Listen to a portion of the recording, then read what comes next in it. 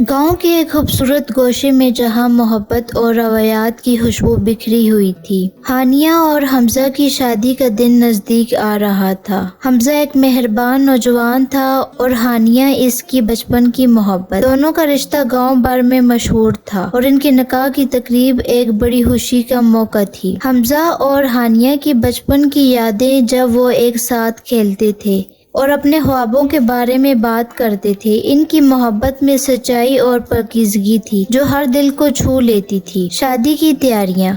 शादी के दिन गांव में हर तरफ खुशियां थी। लोग फूलों की सजावट कर रहे थे और सब ने खूबसूरत लिबास पहने हुए थे। हमजा ने अपनी दुल्हन के लिए एक खास तोहफा तैयार किया था जो उसे तकरीब में देगा। हानिया भी अपनी शादी की तैयारियों में मसरूफ थी और अपनी माँ से मशवरे ले रही थी। लेकिन अचानक गाँव की एक बुजुर्ग खातून आंटी सकीना ने एक खतरे की बात कही। ये शादी लानत से भरी हुई है। हालत खानदान के हर दूल्हे की शादी के दिन कुछ न कुछ बुरा होता है। हमजा के वालिद मिस्टर हालत इस बात से परेशान थे। उन्होंने गांव वालों को जमा किया और कहा, हमें इस लानत से लड़ना होगा और शादी की तमाम रस्मात को अच्छे तरीके से निभाना होगा। हमजा ने खुद को मुतमईन करने की कोशिश की, लेकिन दिल के अंदर एक अजीब सा खौफ महसूस कर रहा था। इसने अपने दोस्त हमाद से बात की, यार मुझे लगता है ये सब बेबुनियाद बातें हैं। हमें खुशी के साथ अपनी जिंदगी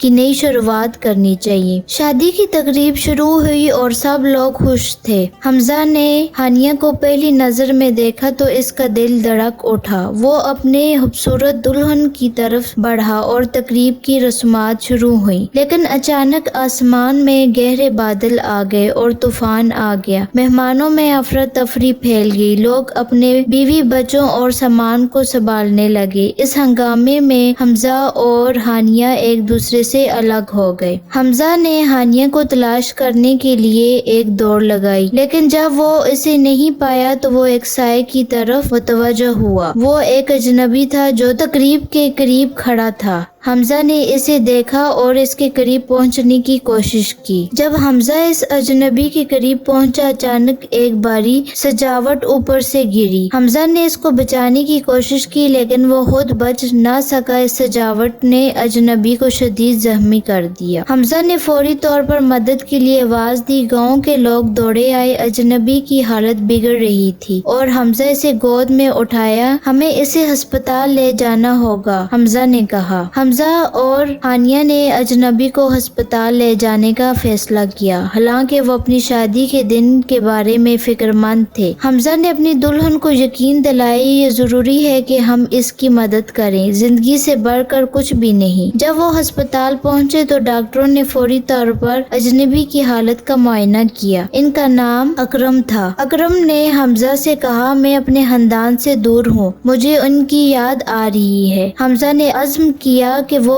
अकरम की मदद करेगा। अस्पताल के बाहर हानिया और हमजा एक दूसरे को देखा। इनकी मोहब्बत की ताकत ने इन्हें मजबूत बना दिया। हानिया ने कहा, हमारे मोहब्बत सिर्फ एक दिन की नहीं बल्कि एक जिंदगी की है। अगर हम इसकी मदद कर सकते हैं तो हमें करना चाहिए। हमजा ने वादा किया कि वो अकरम की खानदान को तलाश करेगा। अस्पताल में रहने के दौरान अकरम ने अपनी कहानी सुनाई कि वो अपने खानदान के नजर में नाकाम हो चुका है और वो इनके पास वापस जाना चाहता है। अस्पताल से अकरम की सेहतयाबी के बाद हमजा ने अपनी पूरी कोशिश की कि वो अकरम का खानदान मिल जाए। इसने गांव वालों की मदद ली और आहिस्ता आहिस्ता अकरम के खानदान की मालूमात जमा की। कुछ दिनों बाद हमजा ने अकरम को अपने खानदान के साथ मिला दिया। ये एक खुशी का लम्हा था जहाँ सब ने आंखों में आंसुओं के साथ खुशी का इजहार किया। हमजा और हानिया ने आखिरकार अपनी शादी की तकरीब का दोबारा एहतमाम किया और इस बार एक सादा मगर दिलकश तकरीब थी जिसमें गांव के लोग शामिल हुए। मिस्टर हालत ने भी गांव वालों से कहा, आज हम मोहब्बत, इंसानियत और एक दूसरे की मदद करने का जश्न मनाएंगे। हमजा और हानिया ने एक दूसरे के साथ अपना वादा की तजदीद की और ये दिन इनकी जिंदगी का सबसे खुशगवार दिन बन गया। कहानी का इख्तिताम इस बात पर होता है कि मोहब्बत सिर्फ एक रिश्ता नहीं बल्कि इंसानियत का एक मजहर رہے۔ حمزہ اور ہانیہ کی محبت نے نہ صرف انہیں بلکہ پورے گاؤں کو جوڑ دیا۔ یہ کہانی ہمیں یہ سبق دیتی ہے کہ مشکل وقت میں محبت اور ہمدردی ہمیشہ سب سے اہم ہوتی ہے۔ آج کی اس ویڈیو میں ہمیں یہ سبق حاصل ہوتا ہے کہ زندگی میں محبت کی قدر سب سے زیادہ ہوتی ہے۔ آج کی ویڈیو آپ کو پسند آئی ہو تو اس کو زیادہ سے زیادہ لائک اور شیئر کیجیے گا اور ہمارے چینل کو سبسکرائب کیجیے تاکہ آپ کو ہمارے ہر آنے والی ویڈیو کا پتہ چل سکے۔